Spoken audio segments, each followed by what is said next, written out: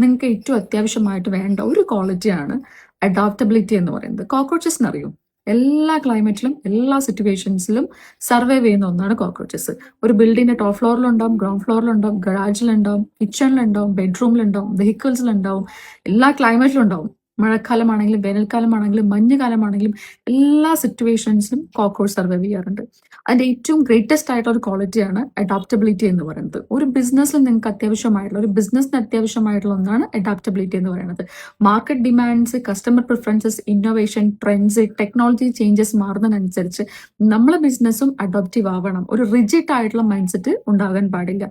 അങ്ങനെ ഉണ്ടെന്നാണെന്നെങ്കിൽ ബിസിനസ് നമ്മൾ മുന്നോട്ട് പോകും തോറും എക്സിറ്റ് ആയി പോകും. ഒരുപാടധികം എക്സാമ്പിൾസ് ഉണ്ട്. യാഹു, കൊഡാക്, ബ്ലാക്ക്ബെറി പോലുള്ള ഒരുപാട് ബ്രാൻഡുകൾ ആ ചേഞ്ചസ് അഡോപ്റ്റ് ചെയ്യാൻ പറ്റാത്തതുകൊണ്ടാണ് ഈ ഒരു ബിസിനസ്സിൽ ഈ മാർക്കറ്റിൽ നിന്ന് എക്സിറ്റ് ആയി പോയിട്ടുള്ളത്.